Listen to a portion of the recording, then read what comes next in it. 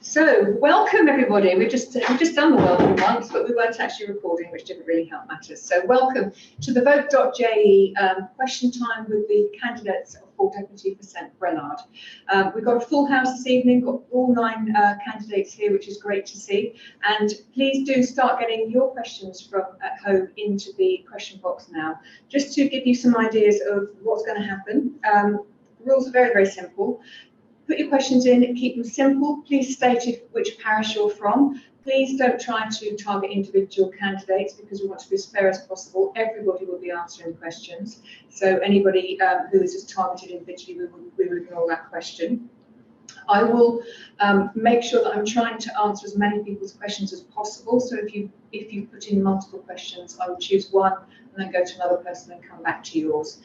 Keep them clean and obviously polite, and we will try to prioritise questions from the St Brelade, which relate to St Brelade, although obviously there is a lot of island-wide matters as well. The candidates here will have 1 minute in which to answer your question, and we will go alphabetically around the room with each candidate taking turns to start. So, welcome everybody.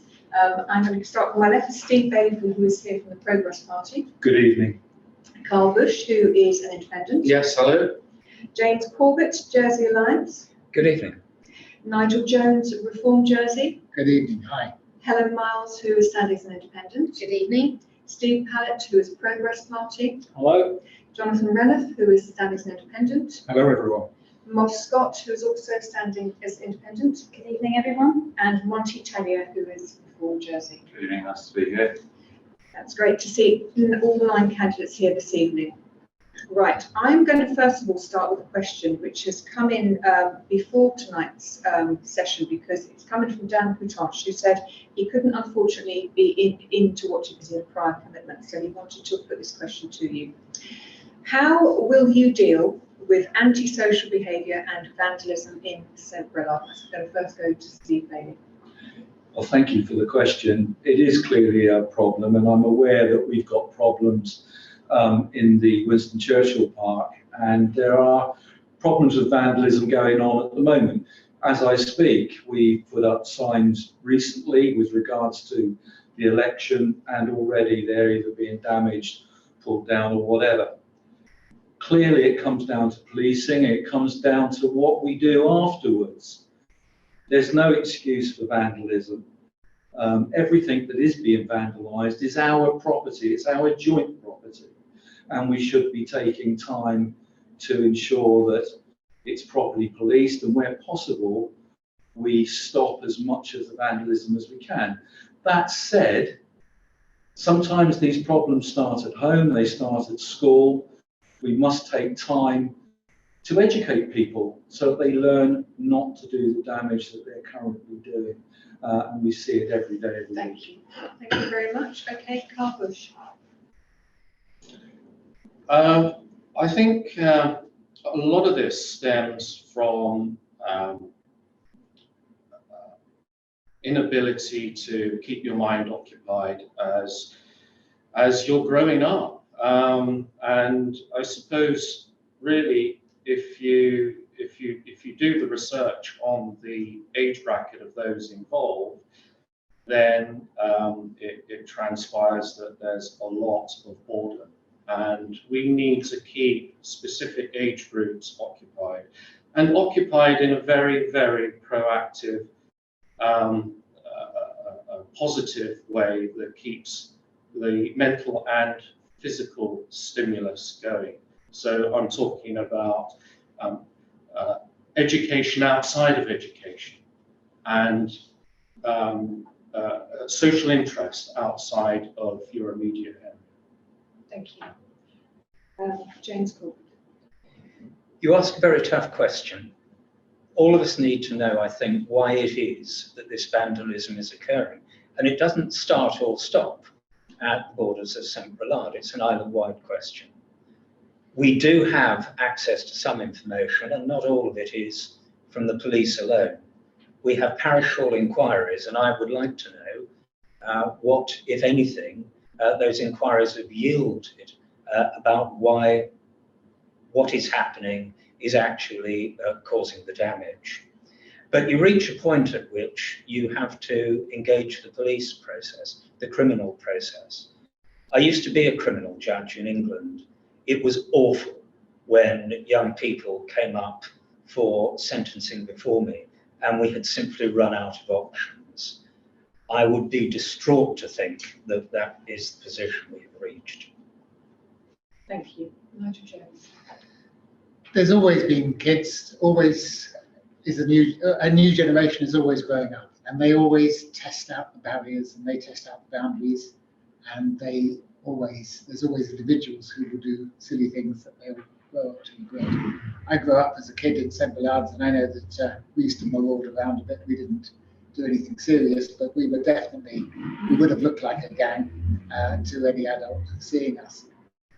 I was talking to John Cornwall, who runs the youth project at Communicare in St. Bernard's the other day, and this is one of the things we talked about along with the skate park and other stuff.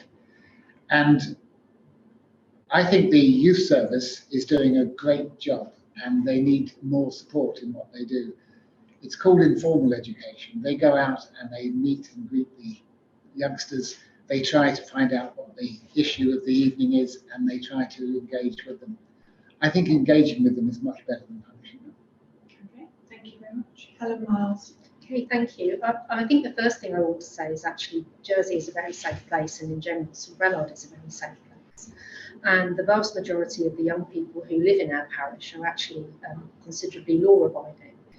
I think one of the things that we've lost over the last few years is some of the early intervention strategies and policies that we had in place to help people understand the consequences of their behaviour.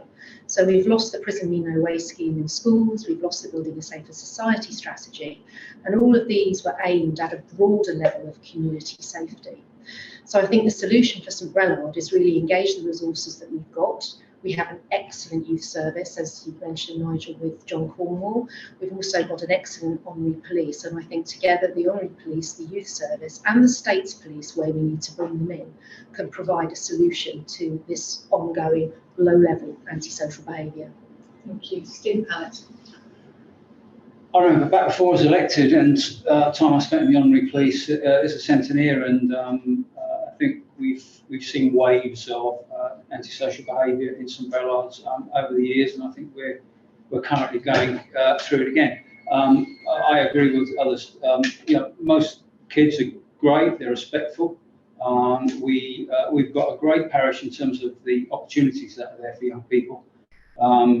Skate park's been mentioned. I think it's going to be a great addition to the facilities we've got, and also the youth club. The youth project is I've been a member of. I was chairing it for 7 or 8 years. It provides great opportunities for young people, and we've got to engage them. We've got to get out with our outreach schemes, and if there are children that are causing problems, we've got to try to connect with them and find out what those difficulties are. For those that, and it's only a small minority that clearly aren't going to listen to probation orders of court, I'm afraid we're going to have to get tougher with them. Thank you. Jonathan Renner. So I think it's a very good question, and we do have a small problem. It comes and goes. I think we should be very careful not to demonise youth too much. It's not all the problems we have are caused by young people. Having met the community police officer that we have in St Brelade, who came from the UK to come to Jersey, it was interesting to get his perspective, because he saw Jersey as having a lot of positive benefits compared to policing in the UK. So the ability to engage with all the relevant agencies is a tremendous strength. The ability to use a parish hall inquiry system is a tremendous strength. And so I think we need to be tough on the people who are causing trouble, but a lot of work goes on behind the scenes, and we should be very pleased that we have the tools in place to do good work here. Thank you. Maud Scott. Hi Dan, you asked me what am I going to do? Well, I'm going to carry on looking into this, because I believe there's a number of factors. First of all, why do people vandalise? It's often because they don't feel powerful. So I often think there are deeper social issues. Also, I am aware that the youth facilities in St Brelade aren't open every night, not at the weekends. That can be a resourcing issue. And I know the Honorary Police have resourcing issues too, and there's a wider issue that goes on there in terms of the public funding and what's getting in the way. Also, there is currently a lot of work being going on in terms of children's rights. The Children's Commissioner has done a really interesting report on the extent to which you can punish under 18s for vandalism, and they're going to be looking into community orders. And I'm going to support that as well. There should be consequences, but you do need to look at the causes too. Thank you. Want to tell you? Thank you, Dan, for your question. I think it's absolutely right that, and I know from first-hand experience that the students and the pupils in St Brelade are really law-abiding. They're really courteous. I was on the bus the other day, and I witnessed routinely young people giving up their seats and being courteous to older parishioners and older folk in the area generally. And there's some great work going on in the school. So as Nigel Jones, my partner in St Brelade, has already said, we've been reaching out to stakeholders. He's been in contact with John Cornwall. We've also spoken to the community police officer. And I think there are two things. We can't be apologetic and excuse bad behaviour, but at the same time, we do have to look at root causes. So certainly we will work as a team to make sure we're engaging with all the community stakeholders. We do need to see more police on the beat, I think, it's as simple as that. If there's a police presence in St Brelade at the top and the bottom of the parish, we will see them young people respond positively to a positive presence in the community. Okay, thank you. Martin has asked, and Martin is in Lemoyne. He says, what ideas do you have to improve St Brelade? I'll first go to Carl. Well, first and foremost, my background is community interest. I'm very, very passionate about it, particularly with the ageing population. How I envisage that this would better St Brelade. I feel that St Brelade has a fantastic foundation already for community benefit. And the particular reason why I'm standing there is that I want to build on that. We have an ageing population crisis that is looming. For every one person working in 2035, 2 will be retired. So I think that's a priority. I know that there are priorities in different age demographics, but for me, that tops the bill. I'm going to use my experience to identify the barriers to be engaged. Okay. Thank you. Sorry, could you repeat that question? I didn't hear. Yes, of course. Yeah, that was Martin. He said, if you were elected, what ideas do you have to improve St Brelade? Okay, and that now goes to James. Martin, I don't want to sound complacent. St Brelade is beautiful, all of it, and trying to improve on perfection is a pretty demanding thing to ask of any of the 9 of us this evening. But my principal task will be to ensure that we don't actually go backwards, that there isn't so much development that we lose the best and the most beautiful of St Brelade's Bay, that we don't lose the opportunity to share it in economic terms with people visiting or people coming to work here. We've already dealt with the question of antisocial behaviour, I think, but my principal task is one of preservation and conservation, and I hope that that will achieve what I think we all want to achieve. Thank you. Improving St Brelade's, I think, is, as we've just been saying, there's already a lot of things that are very good about St Brelade's in the physical, environmental sense, and we need to preserve those. But improving St Brelade's as a place to live and improving the lives of people who live in St Brelade's is really the same question as helping people improve lives everywhere. It's about making sure that people aren't being left behind, making sure that people aren't struggling with low wages, high rents, impossible house prices. So my main efforts to improve St Brelade's will be the same efforts that will hopefully improve the rest of the island too, in trying to control those things and make sure that we all progress together and nobody's left behind. Thank you. And candidates, please do speak up, because those at home are struggling to hear some of you. So make sure you speak up or come closer to the microphones if you need to. That question will now go to Helen. Thank you. Parish improvement. I agree with everything that's been said about us living in a beautiful parish, but I do think there are opportunities for enhancement. One of the things I've said already is that if I'm elected, I'd work with the Connétable and fellow deputies to establish a parish improvement project. I think there is an obvious enhancement and improvement that's necessary through Kennebec Precinct and Kennebec Park. I don't underestimate the challenges of that due to the unique nature of its ownership. But the parish owns the Elephant Park. I think we've got opportunities to do more for families throughout the year at the Elephant Park. But one of my main ideas is to try and encourage the states to rent a couple of vacant units in Kennebec Precinct in order to set up a satellite community hub for customer and local services, so that actually parishioners can go through a real front door and speak to a real person about the real issues that are of concern to them, but at the same time potentially use for youth services. Thank you very much. Steve. Improving both adult and children's mental health and well-being has been really important to me over the last few years. It's something I want to carry on working on. We've got to really concentrate on giving children the best start in life. To do that, I think they need areas around where they live to play. I've already had a good walk around some of our estates. Not that I've not done it before, but it's clear we've got a lot of amenity space that's not used at the current time. I was going around closer to Louis only 2 days ago, and there's a concrete area in there where kids play, and it's just an awful broken up concrete base basically, where we need to put a little bit more effort in. A lot of Kennebec Park was transferred to the parish back in 2013, 2014. So the parish owns those spaces, and they took them over to stop any more development within those estates. We need to make the most of those spaces and provide better opportunities for young people within those estates. Thank you, Jonathan.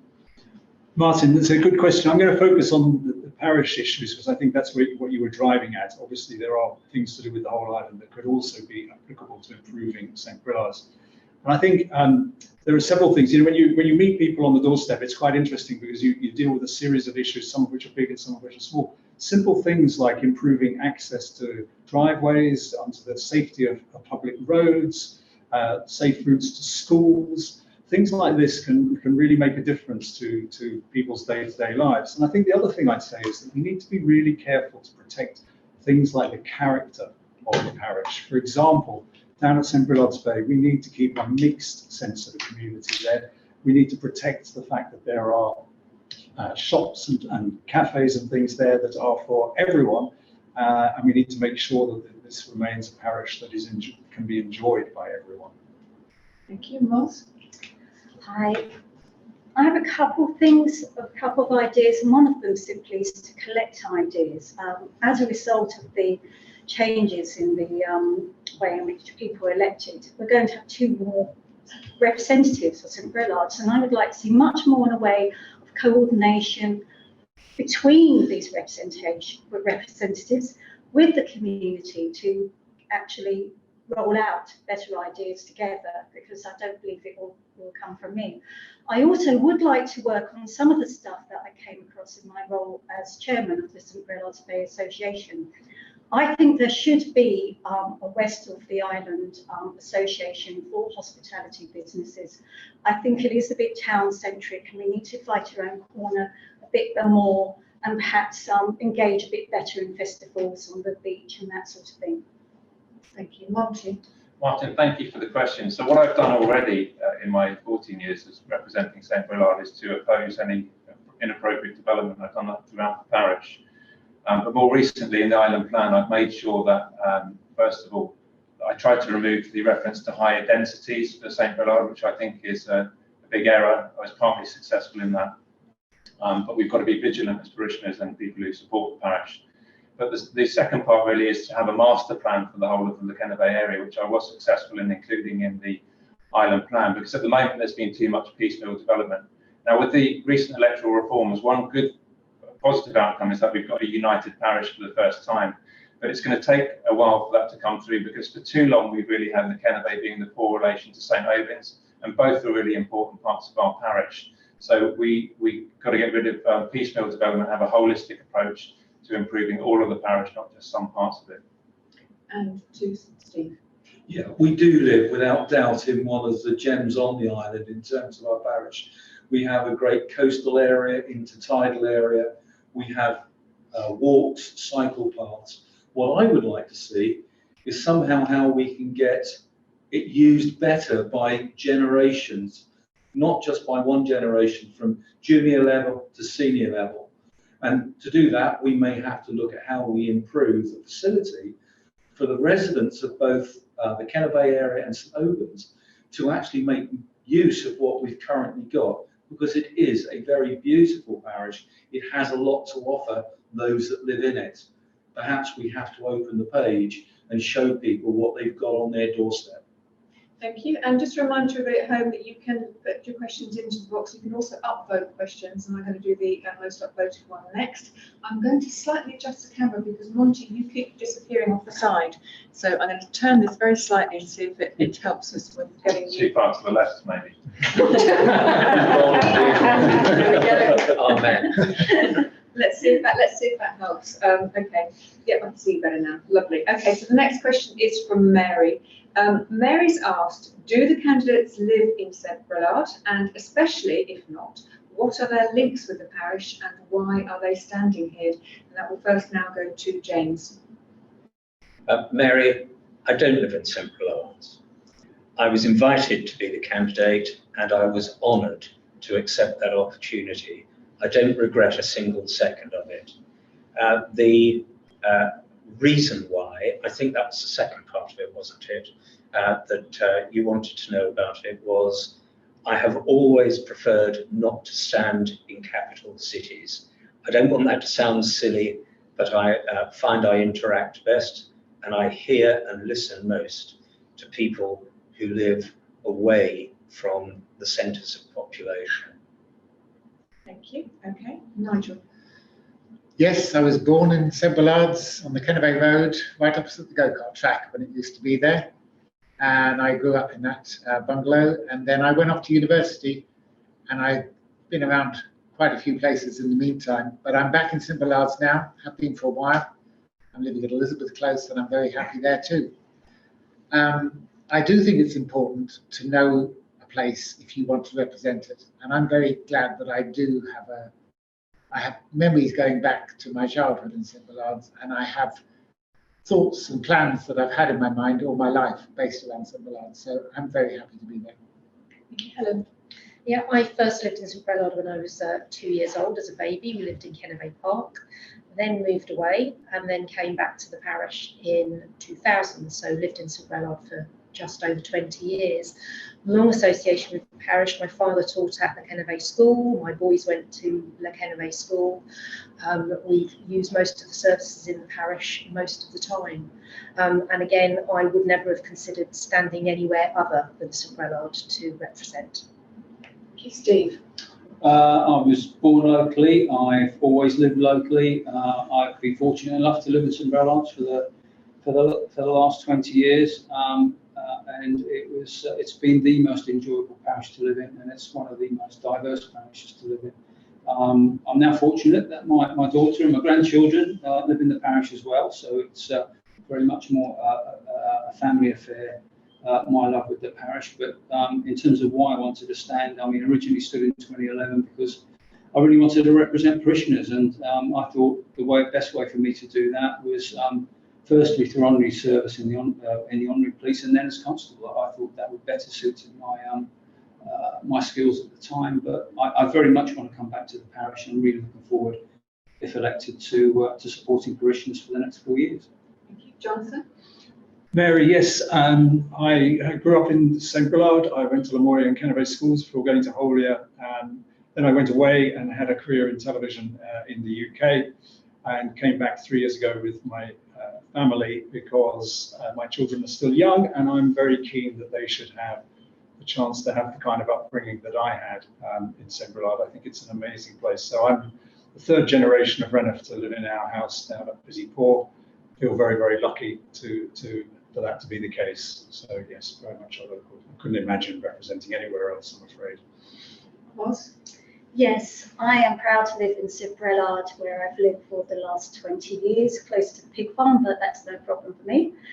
I absolutely love Brelade, as perhaps can be evidenced by the amount of time I've spent trying to fight insensitive development of Brelade's Bay, which I do believe is an asset that we in Brelade offer to the whole island. It's something that it's the jewel in the crown in terms of tourism. So, yeah, I mean, that's a straightforward answer.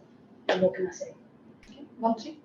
Thank you. When I lived, worked and studied abroad, I was always proud to tell people that I was from Jersey. And when I meet people in Jersey, I'm always very proud to tell them that I'm from St. Brelade. I lived in St. Brelade from the age of day one, when I was 1 day old, and I lived there until I was a student. I lived with my parents till the age of 30, and I've lived intermittently in different places around the island before being able to buy a house with my wife. And St. Brelade's never very far from my thoughts and my heart. More fundamentally, I've represented the parish for the last 14 years. I couldn't imagine representing a different part. But I think there is a fundamental underlying point here, is that whoever you elect tonight, and not tonight, but whoever you choose on tonight's performance, we're going to be representing the whole island. It's not just about Jersey, it's St. Brelade specific issues. There are issues that affect the whole island, and we're going to hopefully get to some of those issues very soon. Steve? Yes, I do live in Snowman's Village, in the heart of the village, and I'm very proud to do so. I've lived there with Jenny for just over 20 years. I make use of the parish, as I've already mentioned, the tidal, intertidal areas. I'm a boater, I'm a swimmer, longboarder, fisherman. It's a fantastic parish to live in. I'm very proud to tell people about it in the UK. I'll continue to do that. I've recently joined the St. Brelade's Bowling Club. It is a jewel in the crown.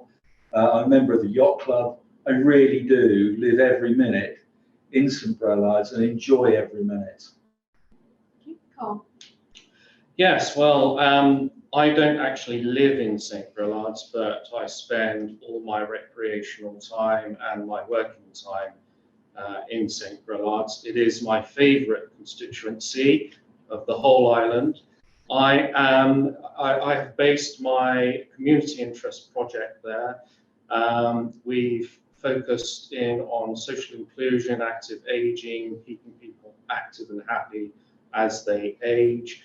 At the height of the pandemic, we ran a technology workshop there, and again, our friends and customers from St. Brelade's were the ones that benefited from that. And that's where I want to improve.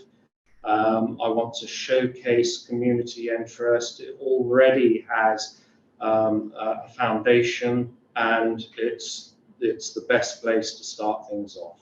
Thank you. Okay, next question. And Monty, you mentioned island-wide. We've got lots of island-wide questions coming up as well.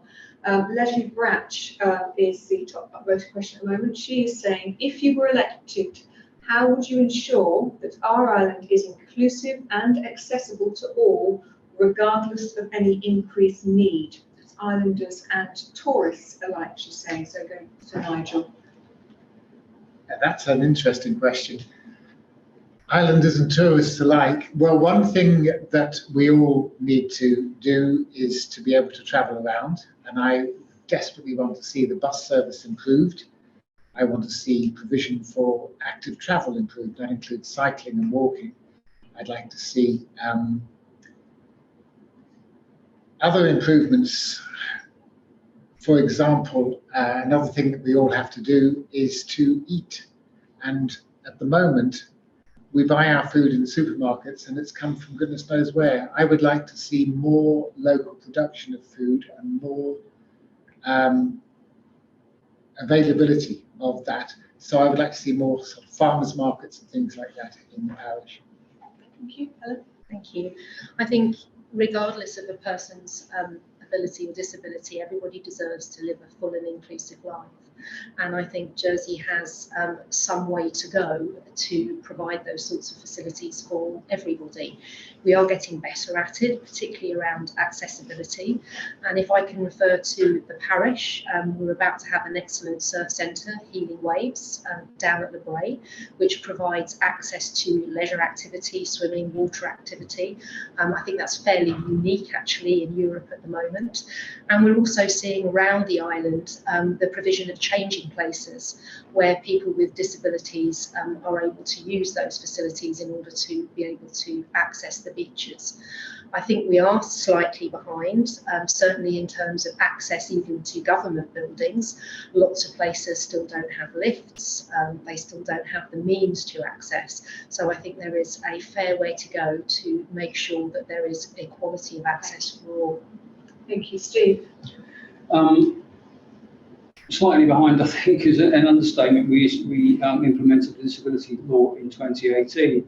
And unfortunately, we didn't fund it, and we still struggle. Many people that have got disability struggle to even get into public buildings, never mind private buildings. So we've got an awful lot to do in regards to that. Having spoken to disability groups, Unoccupied Jersey being one of them, it's important, I think, that they've got a minister or an assistant minister that they can focus their issues and their concerns on. So the coalition is going to be quite clear about having a communities minister that will focus people's minds on delivering some of the benefits that need to be provided for disability groups. It's one of those areas where we sometimes we take things for granted, being physically as we are, and having Thank you, Steve. Sorry, your time's up. Thank you. Jonathan.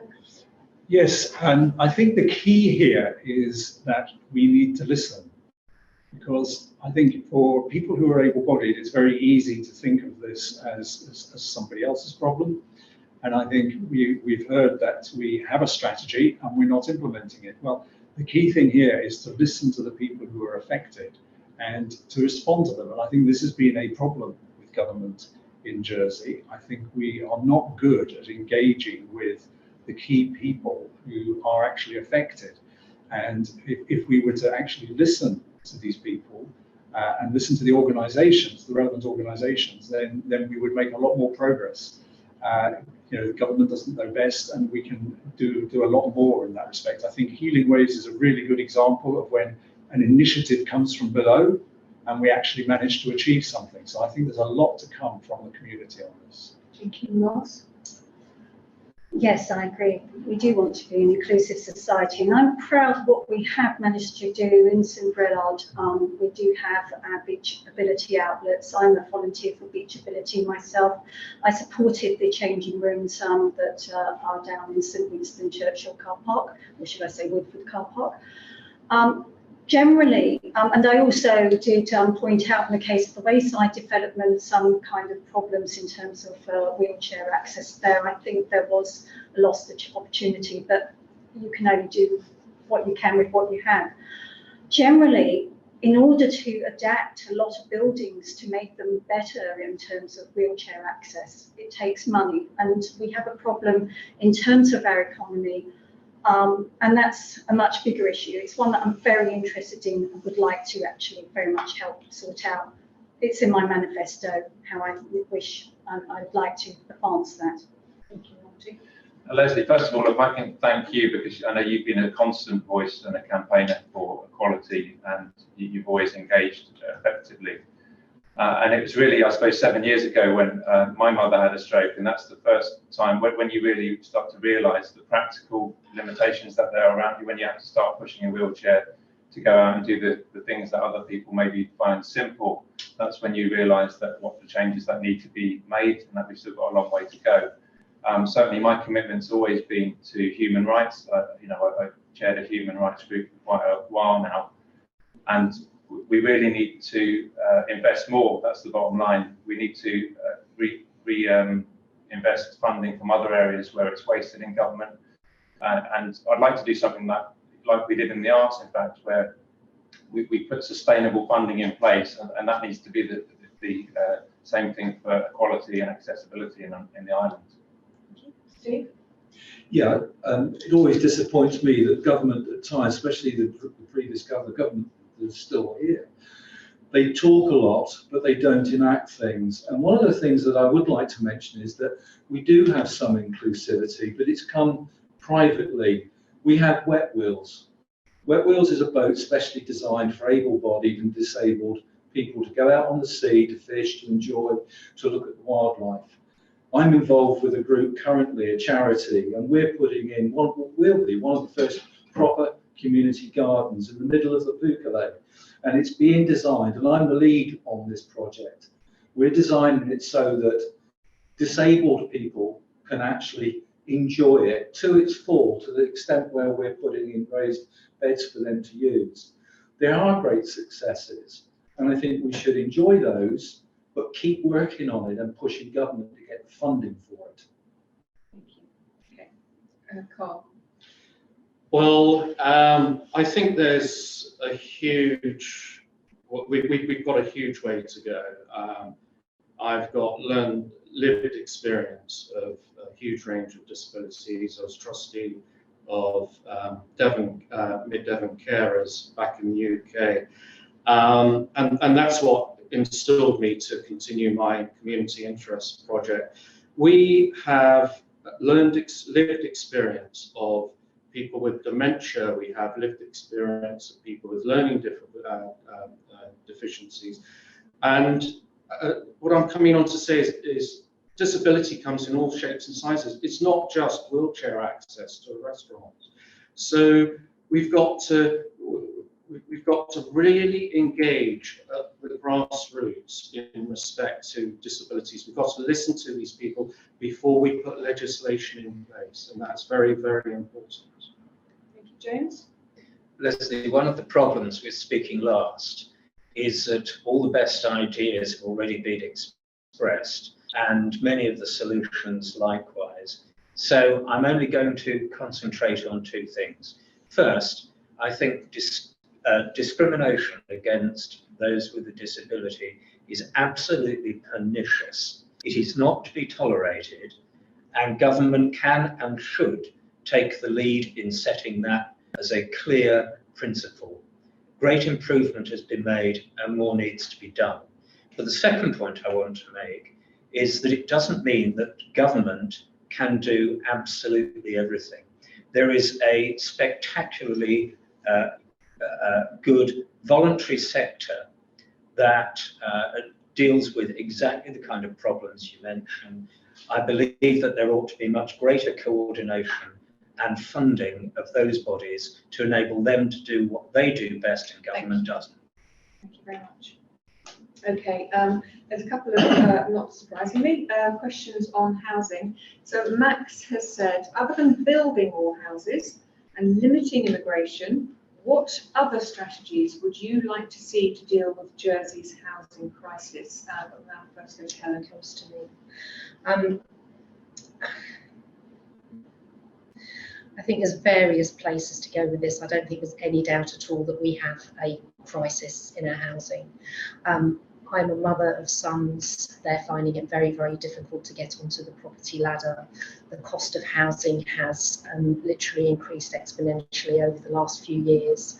There's a few things that I would like to see. I would like to see an absolute ban on foreign buy-to-lets. And I would also like to see the prioritisation of first-time buyer homes and also last-time buyer homes. Certainly as I'm knocking on the door around St Brelade, people are telling me that they would downsize their homes, particularly around Kennebec Park and Clos Save, but they're not in a position to stay in the parish and they don't want to move out of the parish. So I think St Brelade in particular needs to look for opportunities where we might put a retirement village, where we might find space for units of 1.5 bedrooms. Thanks very much. Steve? I think we've made countless mistakes in the past when we built affordable homes and they end up back on the open market very quickly. We can't repeat that in the future. I think what we've got to look at, and I know the questioner didn't really want to talk about building new homes, but we are going to have to build new homes for young people. But we need to look at the sites that the states have already owned, brownfield sites that they own, and develop those out first before we look at anything else. There are, as I think we heard recently, a great number of homes around the island that are unused, and I think we do need to have more detail around which of those homes could be brought back into use, either as rental or to sell. So there are some things there I think that we can improve on, but we do need to do more for young people. Thank you. Jonathan? Max, I like the way you frame the question, which at least cuts down some of the options. I think I'll concentrate on one thing, and we've got 1 minute. We are constantly told that there's a supply and demand issue, and actually I'm not convinced that a house price rise in the last year of 16% is a supply and demand issue. I think that is investment money chasing properties, and I think that therefore we have to look at the demand side of this, not just the supply. And I think the simple things we can do to change that, we can get rid of mortgage tax relief on buy-to-let mortgages, which will create a level playing field between buyers who are buying to live in and buying to invest. I think we do need to look at an empty properties tax to incentivize bringing empty homes back into the market. I think we're very well aware that there has now been a big increase in empty properties. So I think those are two things, and maybe we'll have some more questions relating to housing. We can talk a bit more about it as well. Thank you, Moz. I mentioned a possible incentive to have people sell houses that are unused. In my last manifesto, when I was standing as a senator, in the days you could stand as a senator, and I'm really pleased that Monty had success with his proposition in the States to investigate that. And the question is, how should that be done? Because it does need to be done fairly and bear in mind certain situations where people may be in a nursing home. You don't want to be too kind of thorough in that respect. Other things that I have mentioned in my manifesto on votemos.je have been to reduce stamp duty costs for those people who are downsizing, perhaps even deduct the removal costs from that, because that's one thing that's been argued to. It looks like I'm running out of time, I'm sorry, but do look at my manifesto. There is more stuff in it. Thank you, Monty. Max, let's cut to the real politics here. The bottom line is that we need to start putting people before profit and before profit margins. For too long, this island has been run in the interest of the super wealthy, and we've had administration after administration who have pandered to the idea that if you actually look after the super rich, then somehow everything else will be okay. But we've realised now that the free market, as it is, can't deal with the housing situation. We've got a situation where there's a housing shortage, but where some people own hundreds of properties, and we've got people who live in those properties who can't afford the rents that they pay. So what happens? Government intervenes through the income support system, and so of course it perpetuates the cycle, and we're just giving taxpayers money to people who are already very rich. We're building private properties on state-owned land. It's complete madness. So we need to put people back at the centre, and we need to vote for a party, Reform Jersey, who can work with other people tackle the housing crisis. Steve? Yeah, clearly it is a crisis. Again, I'm going to mention the government. In 2018, at the St Brelade's husting, it was noted that at that time there were 3,000 empty houses. There's 4,000 now, and 9 weeks before the election, proposition goes through where a tax on empty houses is mentioned. Government is acting too slow. And if we're going to take one step with regards to the housing crisis, it may be looking at the population and seeing where we can reduce the number of people that are actually coming in. And as Monty has said, and then becoming people-centric, because this isn't just a one-generation starter home issue. It goes right the way through. It's starter homes, it's people that want to move to a bigger property with children, and it's the elderly that perhaps want to release equity to move to somewhere smaller. It's a whole raft of things, but it's people first. Thank you. Okay, Carl. Yeah, so I would like to pick up on that release of equity for the older population. We've got to look at where we're going to be in 12, 15 years' time. So 2035, as I've stated earlier, 2 of us will be in retirement for every 1 person working. Now, if we think we're in trouble now, we certainly are going to be when we get to that stage. Now, what is the answer? I think we've got to look to community. We've got to engage with the community again. I keep saying this.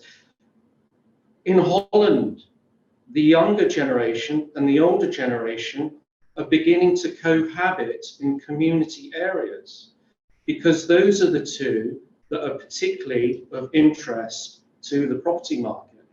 I'm running out of time here. I mean, I can't say exactly what I say, but engaging with the community for the answers. Thank you. James?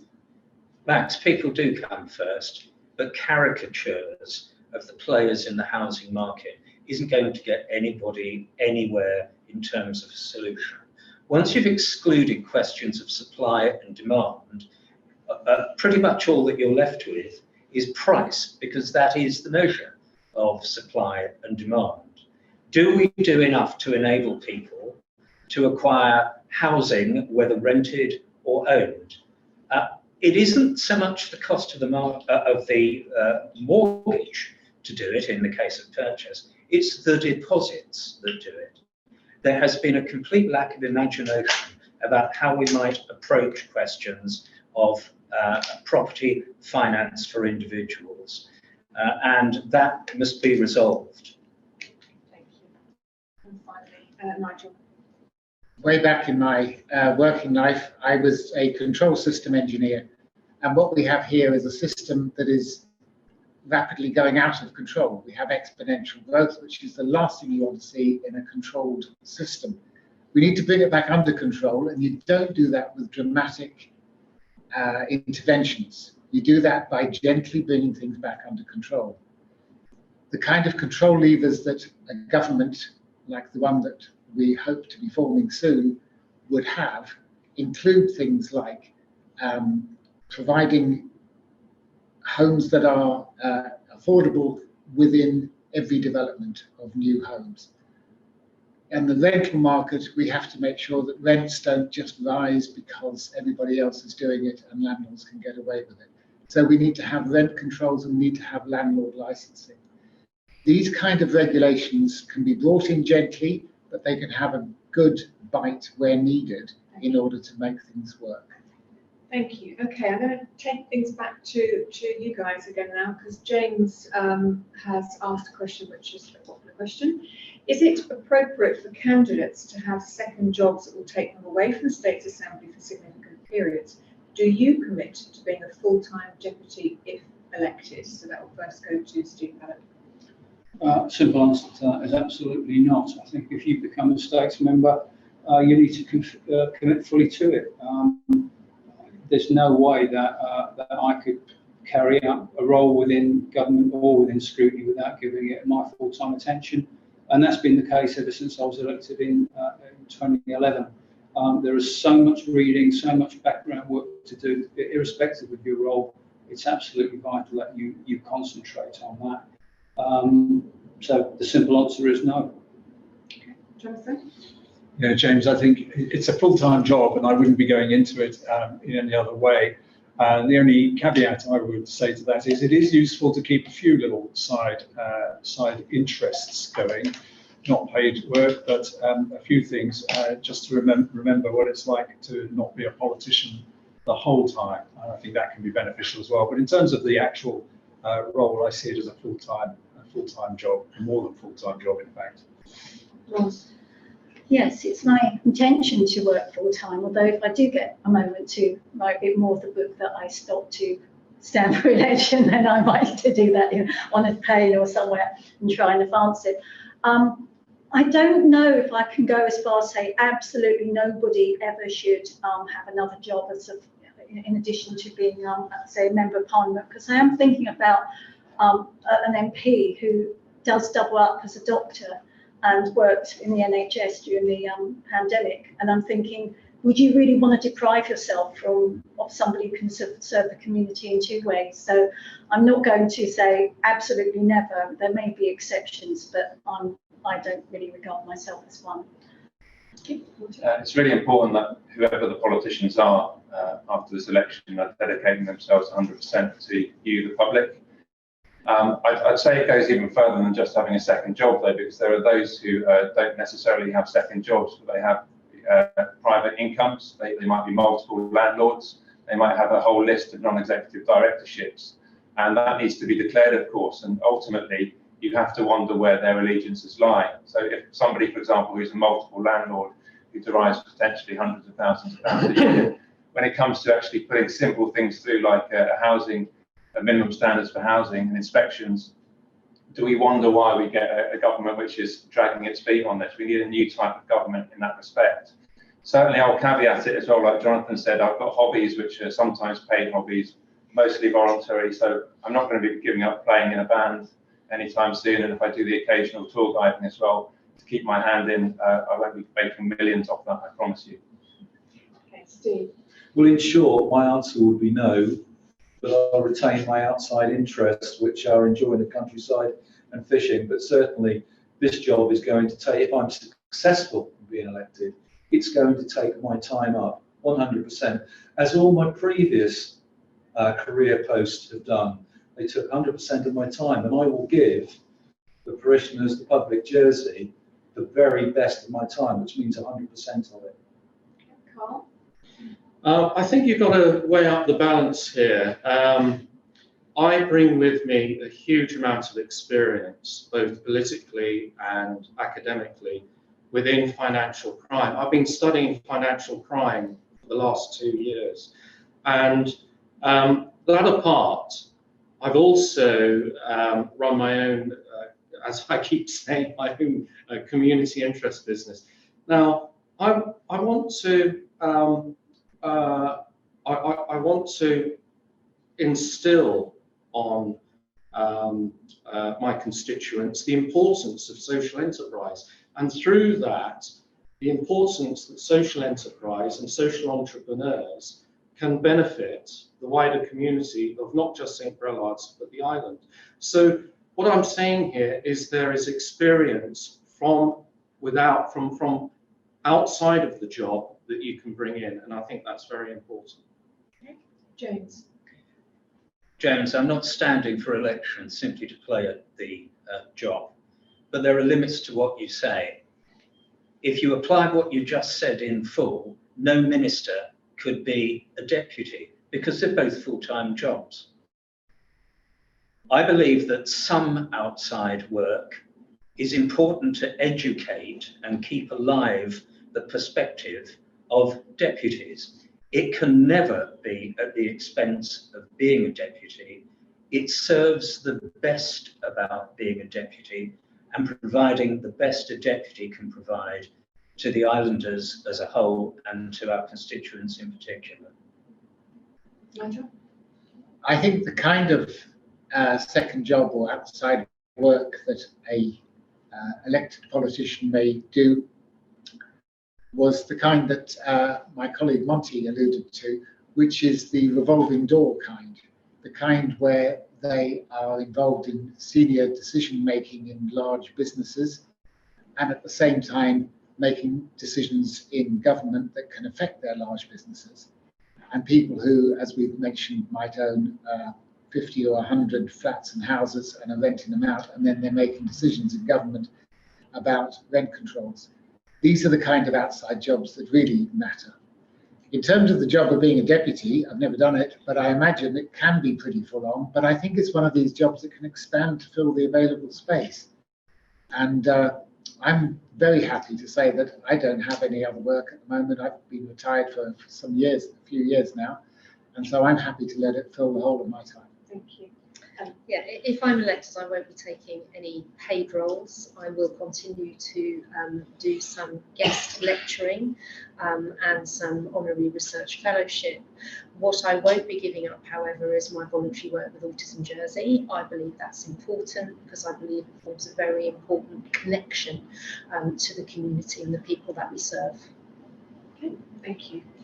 Right, so the next question is a Brelade's question. It comes from Paul Lister. He says, we could potentially lose a superb harbour gallery in St Albans to facilitate a gym. What are the candidates' views on repurposing Parish Hall in St Albans an art gallery stroke cultural community site and relocating the admin centre to the more populated area of something like Red Houses? And that goes first to Jonathan. So that's an interesting one, isn't it? I mean, I think there's several different things you're talking about there. One is a particular property. One is the question of where the admin in the parish goes. I think we can't really, I'm not going to take a view on the property in question. I do think that we would benefit enormously if we had better parish and indeed island government facilities available within the parish. And I don't take a view on whether that is best done in the parish hall or best done at Communicare, but I do think, sorry, up at Kennervay or near the centre of the parish. But I do think we should be looking to take advantage of opportunities that might present themselves to make Kennervay a better place as a town, as it's supposed to supposedly be as a result of the island plan. And that could involve moving facilities there. It could certainly involve having things like art galleries or other community type facilities. Thank you, Mark.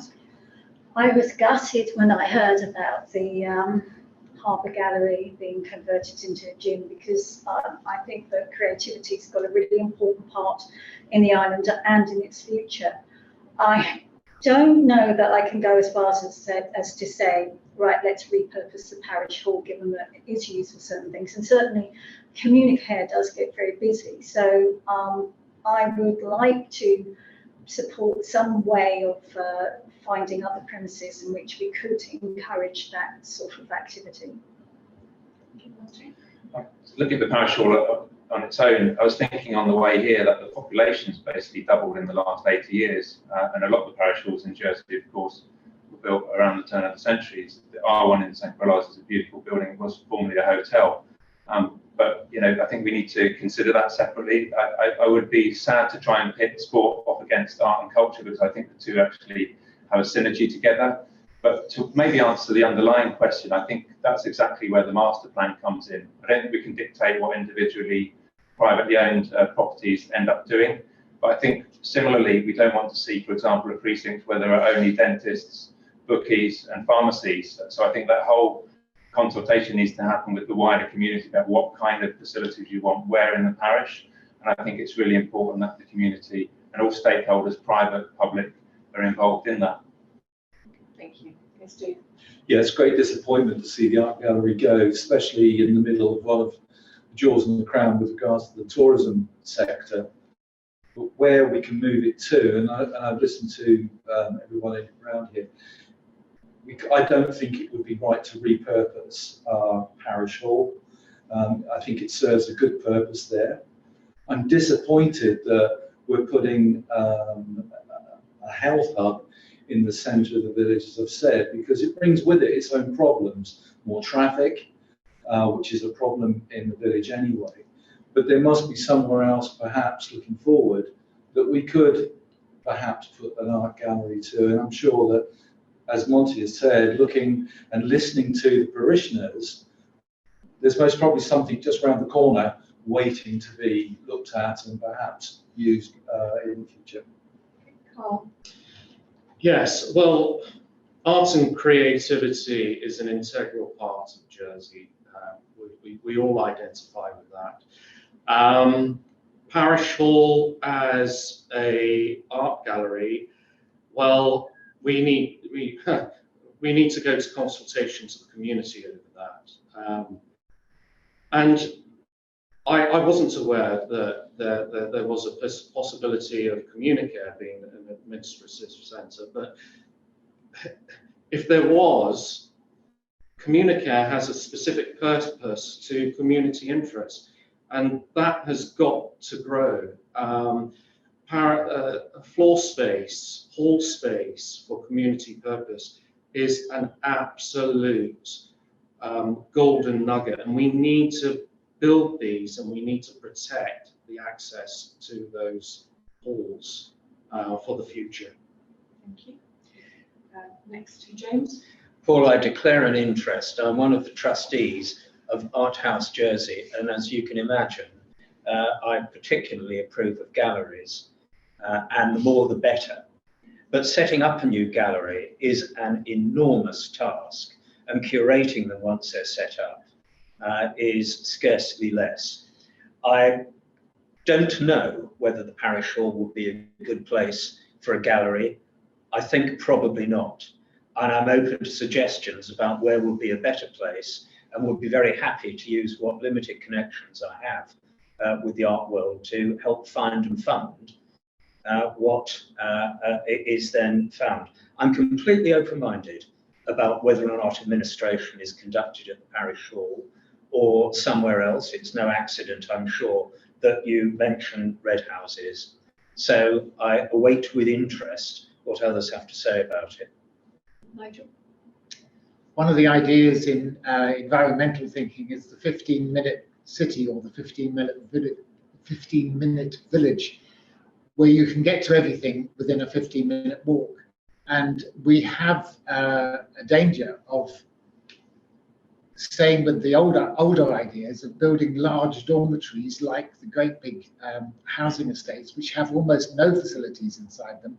And by facilities, I mean anything from a shop to a pub to a art gallery to a place where you can, where work is done, a place where things are made and where things are mended. These kind of mixed communities are by far the way we should be going. Now, on the specific question, I think the parish hall is actually very highly used, heavily used as a parish hall, and I wouldn't like to see it go. But we should be planning to have administrative access all over our parish, and we should have shops and everything everywhere. Thank you, Helen. Thank you. I agree with largely with what Monty said. I think we need a community conversation about exactly what we need in St Brelade, and that has to engage parishioners. My own view is I think that moving the parish hall anywhere from its traditional place might end up being too divisive. And I think we might end up wasting unnecessary energy.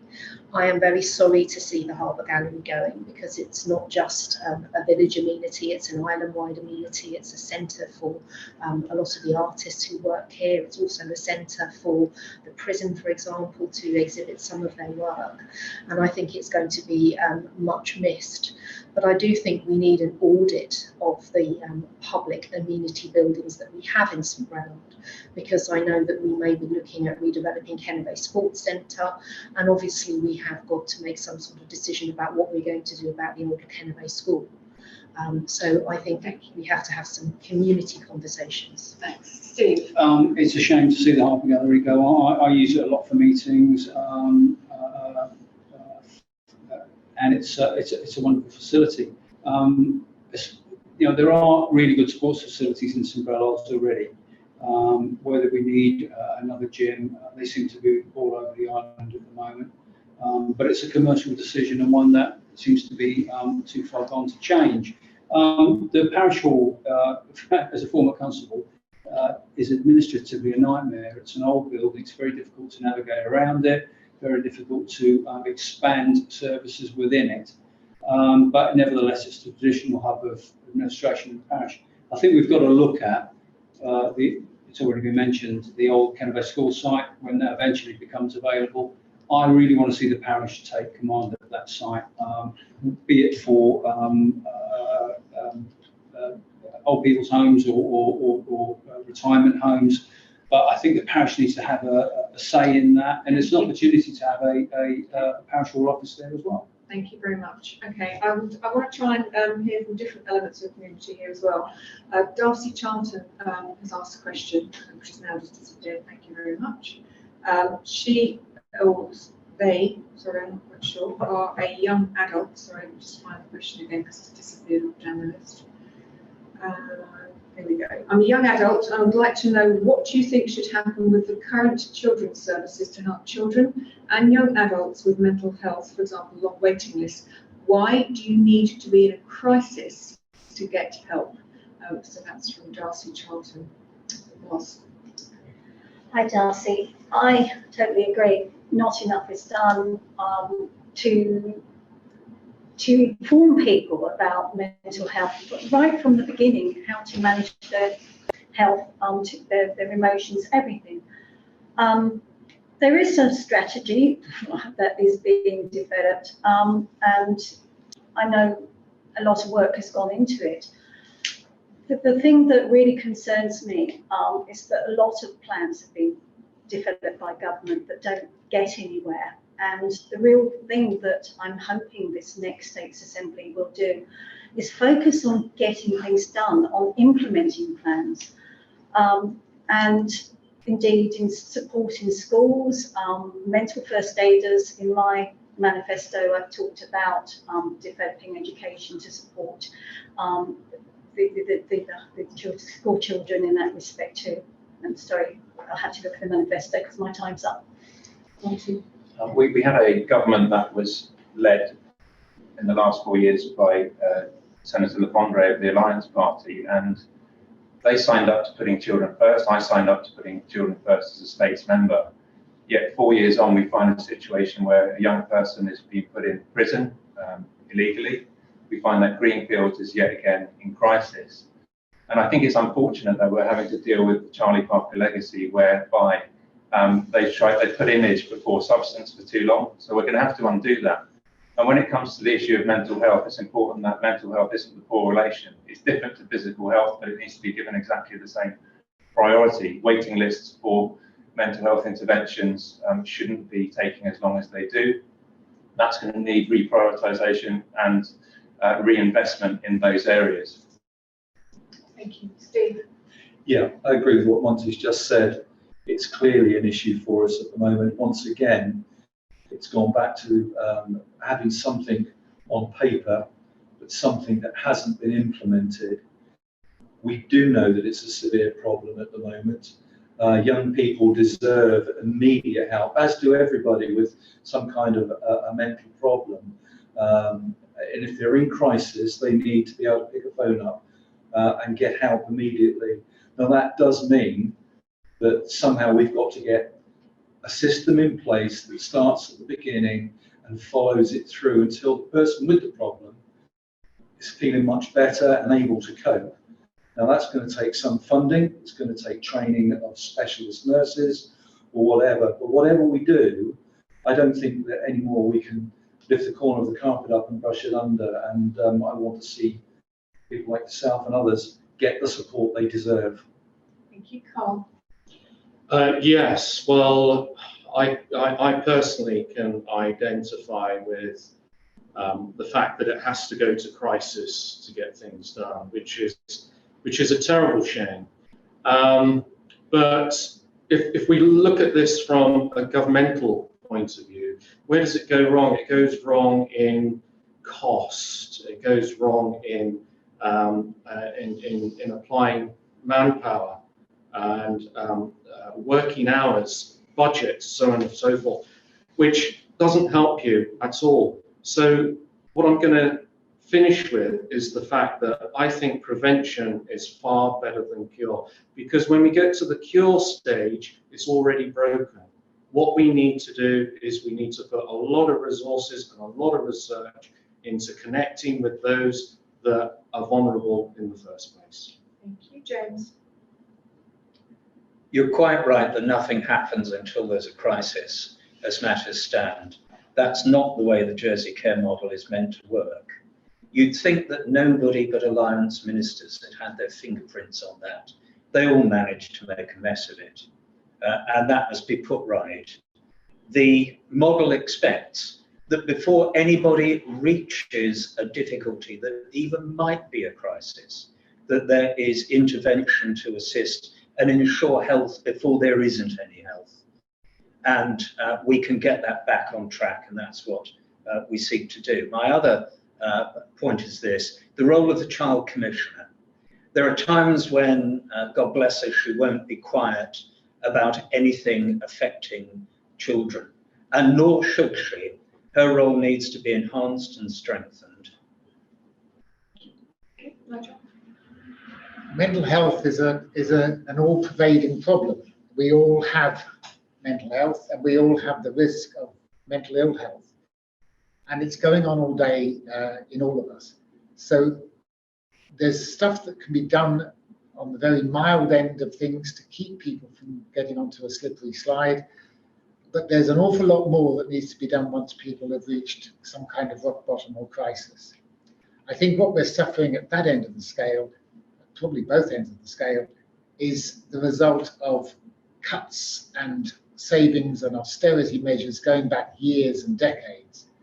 What we've ended up with is people asking for honorary police, states police, youth workers, school teachers, and all kinds of other people in society to be doing the job that should be done by to help mental health across the board. Thank you, Helen. Good mental health starts actually before we're even born, and I think we need to focus far more on strategies around the 1001 critical days. We need to be focusing on what goes on in the early years, and we need to be focusing on early intervention strategies. I completely agree, and I see it far too often in my role at Autism Jersey, that actually very little is happening until families go into complete crisis, and quite often families are asking for support for many years before that support is given.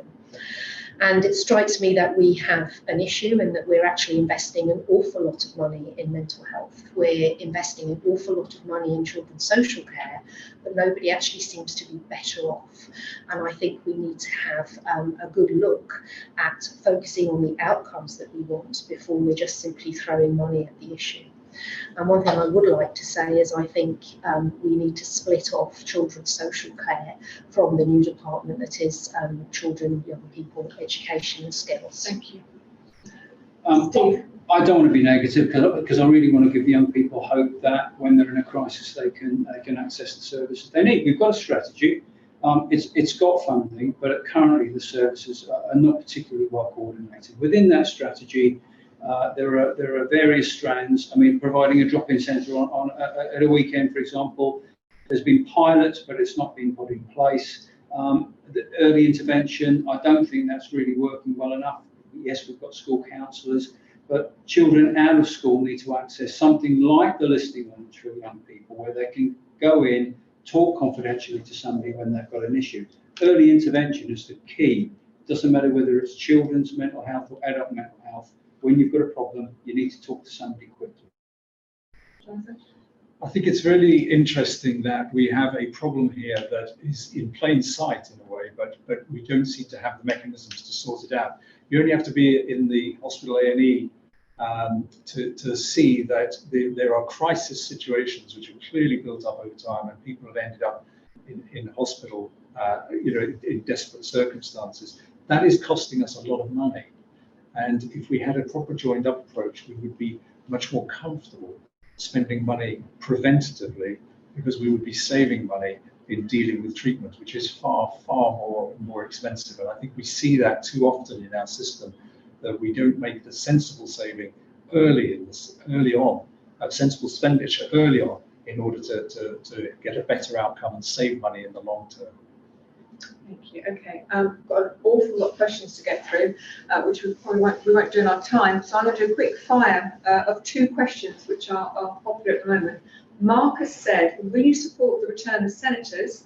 And Tony Bellows has asked, do you think the constables should remain in the states of Jersey? So I'm going to stick those two together and ask you, Marty, first of all. Thank you. It's not quick fire. In fact, you need 5 minutes per question for this one.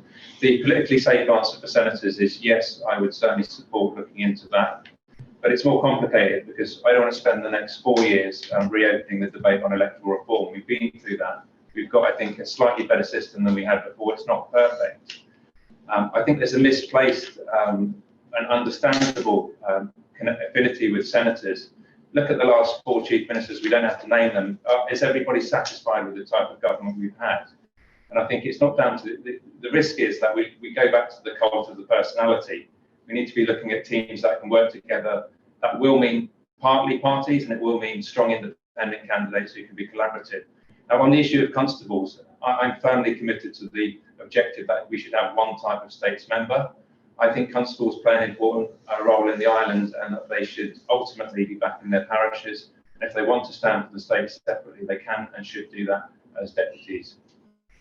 Steve? I agree with most of what Monty said there. I do believe in the island-wide mandate. I'm surprised that we've lost it. But of course, the next government can't spend, as Monty's already said, 4 years debating that. And I don't think actually it's much of a debating issue. I think it could be actually cleared up quite quickly. I do believe that there is a place for the senators. I'm not so sure about the constables having a place as they currently do in the states in the manner that they do. But whatever we do, we've got to make a decision quickly. And it's apparent to me that one of the things the states has proven itself not to be able to do in some instances is make quick, proper decisions, really clear decisions, good leadership. But my view is bring the island mandate back because I do believe in it. Carl? Yes, well, let's look at why we're looking at deputies. The Boundaries Commission, the engagement with the Boundaries Commission has brought this about, okay? We've got to see if the deputy system works for a term. Now, in respect to constables, I think the parishes have obviously an integral part to play within the political system of Jersey, rich in heritage and history, and we can't lose that identity because that's what projects us as an island, and that's how we're perceived, and that's our uniqueness, and I think that's very important. James? We do need to revisit the question of whether or not there should be island-wide mandates for senators. The abolition of the role was done in what strikes me as very hole-in-the-corner, ill-considered way. It didn't have to happen, and I should like to see a further debate on the question. So far as connétables are concerned, I think there is a place for them in the States. They are the authentic voice of the parishes. If every state's member sees him or herself as dealing exclusively with parish issues or primarily with parish issues, who deals with island-wide matters and gives it the concentration and exposure that it deserves? It seems to me that the better way to do it is to retain the role of the constables. Nigel? I think we need one type of person sitting in the States. So at the moment, we're focusing towards deputies, and that's the way the decision was made. We could equally have focused towards having all senators, all island-wide, and that would be similar to what Guernsey has done. Now, the trouble with that is you'd have a till ticket of 93 people to choose your votes from, and that would mean that only people with famous names would get most of the votes, I fear.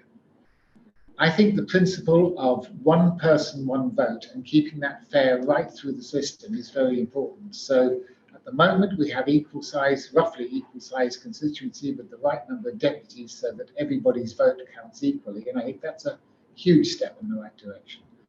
Constables are still an anomaly, and I would go with what Monty said, which is they should be back in their parish doing their parish work. They have a vital role, they're part of our history, and they're part of our structure going forward. I'm going to answer this very quickly. I haven't met a single person on the doorstep yet that has said that they don't want senators back. I would certainly approve of the senators back on an island-wide basis. And I really couldn't put the argument about the connétable remaining in the States more eloquently than James. I think the connétable should absolutely remain in the States. Steve? The decision to remove senators was not ill considered. The States Assembly, I think, had a long debate on it. I think that the fact of the matter is I think public didn't really take it in about where we were heading in terms of districts. I don't think they're happy with that type of system, and I think we are going to have to review senators again.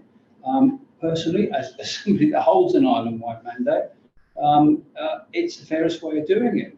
But we changed to the system to have a fairer system so that everybody's vote counted equally. It's just that people, and we misjudged the feeling of the public around the role of senators. So we are going to have to review it, and we may well go back to it. Constables, I've been one. I want to see them retained. We had a referendum on it. If we ever look at it again, I think we've got to review the role of parishes before we make any decision about removing them. I wouldn't like to see the role of the constable diminished in any way in our community. Okay, Jonathan. Well, I sat on the 2013 Electoral Commission, and so we've been trying to get electoral reform for 10 years. And in fact, the referendum that was held after the 2013 the Electoral Commission was then overturned by the states, and we are now finally implementing a reform that is pretty close to that 2013 referendum. I think we need to give it a chance and see how it turns out. We haven't had a single election under this new system yet. I think it is premature to be talking about how we respond to the new electoral system until we see how it actually works. Does it increase competitive elections? Well, it seems to have done that. Maybe it will lead to an increase in turnout. Maybe we need to hear from the public at large, not just people with a particular beef to bear on this. So I think we need to wait and see how this system works first. Ross. I think the 2013 referendum was stacked really because people didn't really have much of a choice. They had to either choose between what it was an unfair distribution of votes between parishes and either get rid of the senators or get rid of the constables. So they decided to hang on to constables. And then they were also again, are you really sure you want to hang on to constables? I've not seen such a kind of insulting way of just going about things when it comes to public opinion. Even when the States Assembly passed it, oh no, we shouldn't have another referendum. We can make up the mind for the public. And I do believe that it needs to be revisited. I don't think we need to spend 4 years on it. In fact, I have come up with a solution. It's actually posted on how.je because I think part of the reason why the motivation behind this, why it's happened, is because there's a fear that the constables or the Conservatives, their own party. So your manifesto. To how.je. Great, thank you. I'm going to, again, look to your questions go. Julie Pierce has asked, what is your position on climate change? And Glyn, he's got his question, Glyn Mitchell, with some disastrous geopolitical decisions putting communities in danger, especially with the inevitable impacts of climate change knocking at our door, should every new policy be aligned to a sustainable development goal? Steve. I think trying to align every policy to that goal that you mentioned would be very hard in the first place. But clearly, we have a problem. It's global. The world has recognised it, and I think that Jersey too has put its name to some of the fundamental pieces of work that's been put out. We must do more. There is no question about it. We're a small island though, so it's got to be done carefully. We've got to think through, and we've got to know that if cost comes into it, can we afford it? But yes, we have to do something, and we have to play our part for climate control. Does that mean that we instantly all change to electric cars? Most probably not. But we have to think these things through. We have to debate it. But whatever we do, we have to steer ourselves along a clear path to help the environment. Carl. I've been studying, along with financial crime, I've been studying environmental social governance as well. And the corporate world is having to take environmental social responsibility extremely seriously now, because if they're tarnished with what we call greenwash, pretending they're doing something, they're in for a legal action. Now, looking at the island itself, we're not taking it seriously. I'm out campaigning, and some properties have got 5 and 6 cars on them, which is absolutely ridiculous. there can only be 2 or 3 people living in these properties. I'm a huge advocate of getting people out of cars and on their bikes. I only use the bike when essential. Thank you. James? I don't think I could put it better than Steve did a moment ago, so I won't even try and add to it. The one thing I would say is we must all bear in mind that if you start trying to present the full green philosophy and message, sometimes you have to be careful what you wish for. There are other enormous prices to pay. They're not ecological or environmental alone, but they have the potential to damage employment and prosperity. If people are willing to pay that price, that's fine. If they're not willing to pay that price, then they should think twice before agreeing to some of the greener policies that have been suggested. Nigel? Climate change is the biggest thing that's happening in our lifetimes. It's going to change the way the whole world works, and there's no question of getting out of that. We in Jersey declared a climate emergency in 2019, and so far we've mostly produced 3 reports, and each one a watered down version of the previous one. I think we need to stop producing reports about it and actually get on with it. But it is not something that is going to be imposed from top down. This is the real issue that is going to be decided by everybody coming together, and learning together and working together. It's not an expensive issue because actually not buying petrol is a lot cheaper than buying petrol. Not using poisonous, dangerous chemicals on fields is a lot cheaper than using them. So there are a lot of things that we do that actually cost a lot of money that are the very ones we're going to have to find ways not to do. Thank you. Helen? I think the question was, should every policy and law that's passed be attached to a sustainable goal? And I think that is actually a laudable ambition. But again, as James said, I think we have to be careful what we wish for. I think this has to be about evolution rather than revolution, and I think the population of Jersey needs to be motivated and influenced to move towards a greener future in perhaps a different way. And I take the point. I take your point about petrol. I take your point about electric. But at the same time, in order to support people when we're in the middle of a cost of living crisis, we're going to have to start to help people to become greener and therefore more environmentally friendly. Thank you, Steve. We're in a number of crises at the moment, and climate change is but one of them, but it's one that's not going to go away and one that's going to affect not just our generation but future generations. So we've got to take it seriously, and the quicker we take it seriously, the better. As an island, we're not doing well enough. I'll pick on one area, and that's sustainable transport. We've got a sustainable transport policy that frankly is sat on the shelf and has not really been brought forward. But it's got to be about encouragement. It can't be around forcing people to do things, at least not at the moment. We've got to start reaching targets around the use of fossil fuels with petrol and diesel cars. We've got to do that because the world's going to go in that direction.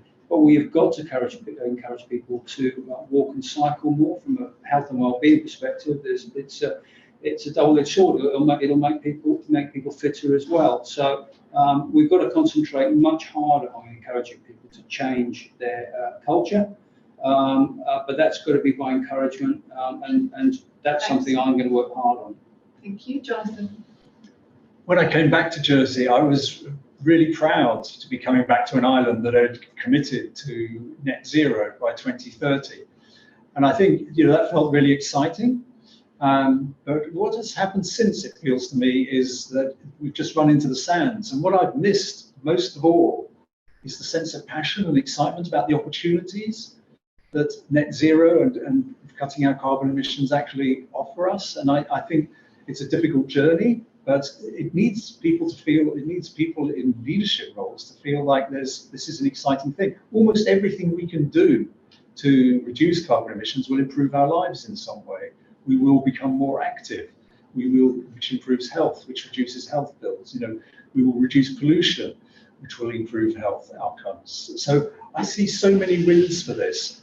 So I just wish we could seize the opportunity more. Sorry, not Martin. There's a tremendous shift that needs to be taken here, because basically we are moving towards a place where the whole public needs to become generators of energy. And at the moment, really the person who's running the show is the JEC. So I've had quite a long correspondence with government about the Jersey Energy Forum, which in fact it had 3 members of the JEC and not a single supplier of renewable energy locally on it. That will change. But there are some real kind of focused decisions that have got to be made about the way in which government manages JEC, and bearing in mind we've got a contract to carry on having nuclear energy from France, which goes on till 2027. So, but things I've suggested in my manifesto are 5,000 groups, early adopter policy, but basically we need to have JEC actually pay a fair price for renewable generated, locally renewable generated energy. Thank you for the questions. It's not climate change deniers anymore who are the problem, it's the climate change agnostics. It's the ones who say in government, oh, you know, there is a problem, but we shouldn't do too much about it because it might cost us and there might be inconveniences. If you ask young people today, they recognise that climate is the #1 issue for them.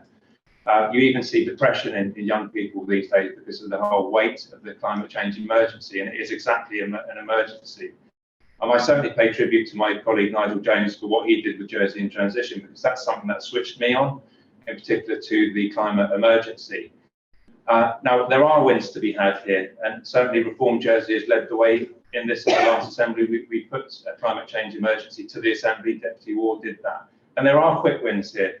By insulating homes, for example, bringing back the insulation grant, you're at the same time reducing carbon emissions, but you're helping people save money. That's got to be a good thing. That's just one example, and there's a whole list of things. It's positive for the community and the planet. Thank you. Okay, top voted question now to you all from Mitchell Harris. We touched on this earlier, but he's asked, how do you propose to bring the 10% of unoccupied dwellings in St Brelade into the rental market? And if you do not support bringing unoccupied dwellings into the rental market, why? That will go to Carl first. Oh, I didn't ask you that question. No. I did, you first, yes, sorry. Okay. Okay, sorry, could you say that Yes, again? basically, how do you propose to bring the 10% of unoccupied dwellings in St Brelade into the rental market? And if you don't support bringing unoccupied dwellings into the rental market, why don't you? Okay, so the way that I read this is that the unoccupied homes would be possibly for speculative development. So you're in a situation here where developers are sitting on property for whatever reason. You're faced with property owners that may be looking for an ideal time to realise the value in the property. So yes, if it's for those reasons, then we do need to bring them into the rental market. Now, how do we do that? Well, it's a chicken and egg situation. Lots of consultation and lots of legislation. It's going to be very hard. James? Everything suggests to me that there is something wrong, that a substantial amount of housing which is needed is simply not available because it's owned by someone but not occupied, either by that person or someone else. But that said, you really have to ask why it's unoccupied. What is the reason? Who is it who owns it? Is it because someone's abroad for a job for a while? Is it a company that owns hundreds of houses or dozens of houses, or is it a single landowner? And are you really talking about compulsion? If what the questioner means is, do I believe as a matter of compulsion, people ought to be compelled to let their property be taken from them and put to someone else? The answer is that I don't believe it. I do believe that the current services that enable people to know what their options are if they can't support a property, advice and facilitation should be expanded. Thank you. Nigel. Yes, our property, our homes and the property market are two different things, and unfortunately, the two different things clash. People need homes to live in, but there are other people treating these homes as places to put their money where their money will grow, purely for that purpose. If a home is empty because of a good reason, perfectly good reason, like it's going to be redecorated or have changes made and people have moved out so the builders can move in or something like that, that sounds absolutely reasonable to me, but it shouldn't take very long. If a property is empty because it's part of a speculation or an investment deal that is making plenty of money by leaving it empty, then that is absolutely wrong. We need a range of interventions, from having a chat at one end of the extreme to putting charges against the company or the investor. Thank you, Helen. I think we need to understand the reasons for the 10% of the properties being empty in Brelade, as the previous speakers have said.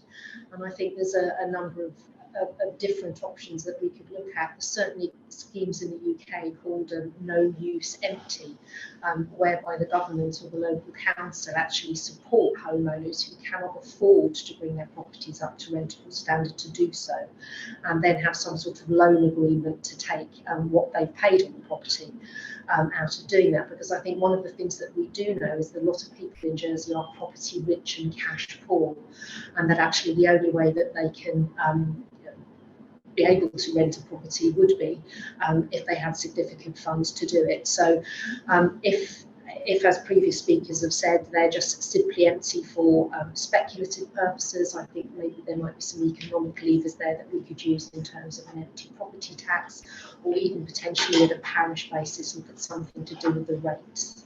Thank you. Steve. I'm going to say a lot of what Helen has just said, because I agree with most of what she said. I think we need to understand the reasons why. With the census day, 4,000 homes empty, we need to understand why. But even if only 1/5 of them, 800 homes were genuinely empty, there's still 800 homes people could be living in. So I think there are, as Nigel's also said, I think we need a range of interventions from meeting the owners and understanding why it's empty, to the sort of interventions that Helen was talking around empty property tax, or looking at the rate system. I know constables have been quite averse to even going anywhere near that, but you know, if your property's empty, you should be paying both sides of the rates, owners and occupiers rates. You shouldn't be able to get away with that. So I think previous two speakers have said most of it, but we need to do something. Jonathan. Yeah, there's a house at off Route de Croix at the top of the Hole, which has been empty for, I think, my entire adult life. And, you know, it just feels like on lots of levels we need to tackle this. Of course, people have legitimate reasons for keeping properties empty, people going into care and so on. Those are not hard to identify, and I think we can craft rules that make that perfectly clear. But we've seen a big increase in the last 20 years in empty properties. That to me is the most telling thing. There's been an increase from 2,000 in 20 years ago to 3,000, and now 4,000 empty properties, 400 of which are in our parish. So I think we need to create incentives to bring those properties back into use. It's inefficient and it's unfair to people who are without homes to leave them empty. Ross? Yeah, it's the census was done at a difficult, quite funny time with the pandemic and Brexit. Quite a few people had left and perhaps had left properties open. But I have come across personally a couple of different situations in which houses have been left empty. In one case, one was inherited. The person didn't need to do anything with the property and wanted to allow it to become derelict and nice also, that in the end that person could get the development that he wanted, even though that wasn't very popular with those in the neighbourhood. Now that's the sort of situation I'd be saying, yeah, tax.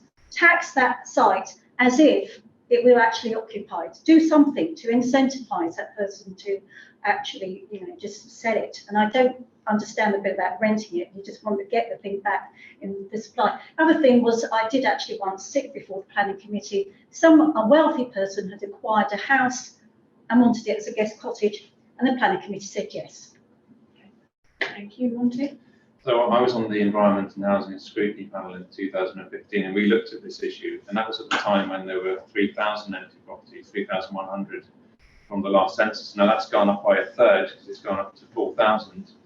And what we're talking about specifically here is the long-term empty properties. We know that properties will be left empty for whatever reason, for legitimate reasons, for short periods.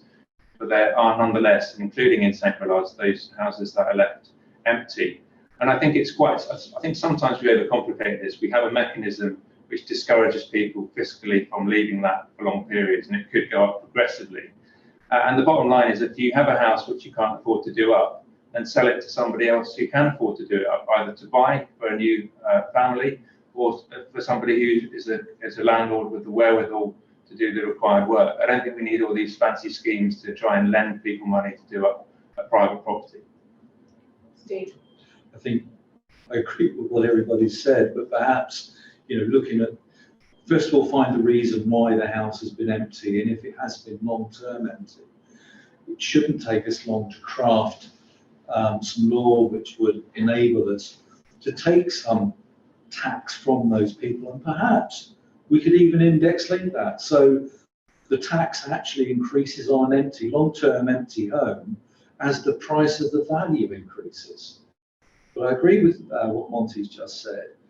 We don't want to spend too much time on this. We can get this sorted quite quickly, particularly so on long-term empty houses. We've got to get them back in.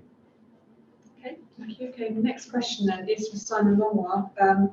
He says, with the disconnect between politicians and the public being at an all-time high, how would the candidates seek to improve that situation? So I'll go first to James. Simon, that's a pretty tough question. It's not because I'm not trying to communicate with you. There is no substitute for being seen and being available to be spoken to by whatever medium people find it most comfortable to speak in. I'm not sure how we got to the position that there is that disconnect. If what you mean is disagreement, well, I understand. If people just aren't talking to each other, it's something else entirely. I think when it comes to disagreement, one of the reasons you elect people is to apply their knowledge, their judgment to issues which appear before the Assembly. And sometimes you'll disagree with them. But if they explain it and you're prepared to listen to them, then that perhaps is the way of reconciling. Nigel? What I hear from people, and I feel it myself, is that there's a lot of people who think, well, they're all the same and they don't do anything, and when they do anything, it's not for my benefit, it's for somebody else's benefit. So what's the point of engaging with the political system and with politicians? Well, luckily, Reform Jersey has got a plan. It's the 9th of our 9 pledges, and it involves increasing accountability, increasing the democratic system, the spread of democracy within the way government works, and transparency. If our governments were more democratic, more accountable, and more transparent, then people would know that it is worth engaging in politics because they would see it benefiting them right in front of their eyes. We've got a lot of work to do, and we really hope as a party that we can get in there and clear some of the dust and knock out. Helen? I think as candidates and potentially future politicians, we have to make the effort to be visible, to be transparent, to be accountable. I sat on the Public Accounts Committee as an independent member for 2 years, and what was stark was that lack of accountability and the lack of transparency that came. And that was just from within government, let alone out with government. And I think the next Assembly really has a duty to find a better way to communicate with the voting public. Stephen? I think one of the issues that I think has disgusted the public and really lost the public's trust in government was the Charlie Parker fiasco. I can't think of anything else where the public have been so incensed by the way an individual has been seen to manipulate ministers, senior ministers, and the civil service in the way that he did.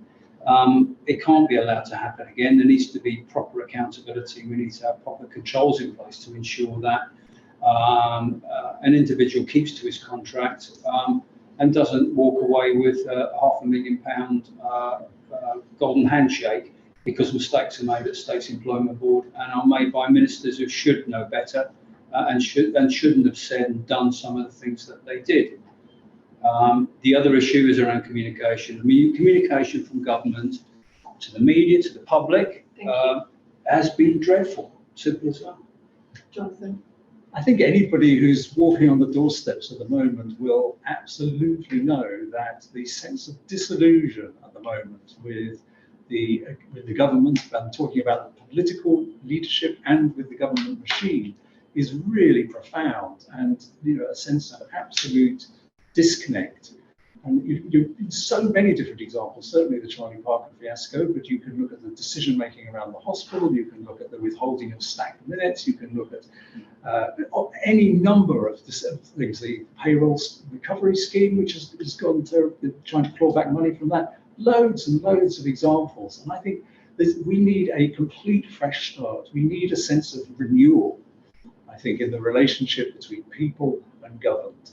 And we need to have fresh faces that are prepared to communicate openly, honestly, and transparently with the public, because it's been a fiasco for the last 4 years.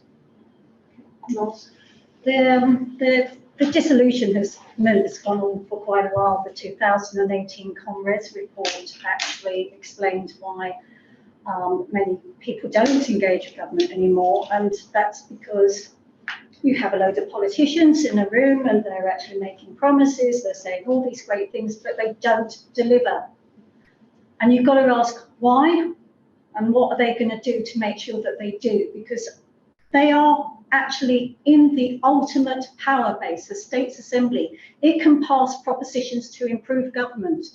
It does not have to rely on a chief executive, and that's happened time and time again. So the question is how? I have actually settled that out on how.je after talking to many people in the community, and I'd like people to challenge other candidates, not just in this district, but in other districts. How are you going to deliver? Because I've actually thought a lot about that, and I do believe that we can do it. Thank you. Thank you. They teach you at politician school to use the rule of three and to use acronyms. So I remember this by TAD. It's really useful actually, because the first three letters of my surname, Tadia. It's about getting more transparency, it's about getting more accountability and getting more democracy into our system. And what's quite apparent is that in Jersey society, there's no shortage of interest. If you go to the cafes, if you go to the pubs, to the accordion club, to the Women's Institute, wherever it is you are, playing petanque on a Saturday at the Elephant Park, people want to talk to you about issues. They might not call it politics, but they have an underlying interest because they feel like stakeholders in the community. So the first thing is to make sure that everybody in Jersey feels like a stakeholder. They've got something that they want to value and protect and enhance. And I think the education system also needs to play a greater part. There's almost been a paranoia to let politics be taught in schools. And I think that's one of the areas that we can do more in, is to get more community engagement. And of course, party politics is going to help. You can join a political party. Thank you. Steve? Well, what I'd say is that actually I was one of those people that felt the disconnect. That's what's prompted me to stand in these elections. I do believe that I can make change. I come from a commercial background. My accountability was when I was a manager to the board and to my team. When I became a director, it was to the shareholder, to the other directors and the teams below me. So I'm quite used to being accountable for my actions, leading people in the right way, being honest and being seen. And the jobs I've had on this island have certainly ensured, when I was Condor Ferries director, I was seen nearly every day because something was going to go wrong and I was the man. So I like that word accountability. I think it's absolutely right. We must become accountable, but my employer will be the public. It is not the states of Jersey, it's the taxpayer. And I might say, in part, I'd be paying myself anyway because I am a taxpayer. Thank you. Okay, Carl? Yes, this is a big, big part of my manifesto, connecting with the community. Why is there that disconnect? Well, I think generally the community is sick and tired of the chat and not enough action. Now, why is that? Well, we have legislation. Government has to function. If we make government more efficient and enable government to connect with the community easier, then there will be a lot more connection within the community. And a big part of my manifesto is actually connecting the dots between community and government, helping community to help itself through social enterprise, empowering social entrepreneurs to make a difference, and at the same time be connected with government. Thank you. Okay, we've got only a few minutes left. So I'm going to give you all 30 seconds each, Theo, if you can time that, to tell me what your number one priority is for St Brelade if you're to be elected. And that will obviously start off with Nigel. My number one priority for St Brelade will be to engage people in planning the St Brelade of the future. Thank you, Helen. Mine's very similar. Mine would be to have a community conversation about our parish improvement project to make St Brelade even better. Looking after young people, making sure they've got more amenity space, making sure the youth club is well funded, and making sure people can lead happy and enjoyable lives. I think for me, a priority is protecting the environment. I think we need to protect what's special about the parish. I think that means resisting overdevelopment, making sure that the communal spaces that we have are treasured and valued and improved. Mine is to ensure that government does have the resourcing to support the community. So a lot of my focus is on the economy and the way that the government spending is occurring as well.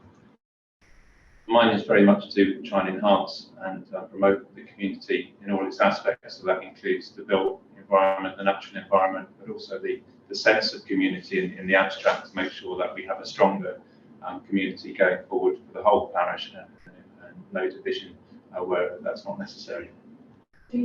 Mine would be to become part of that community and have the ability to help it grow.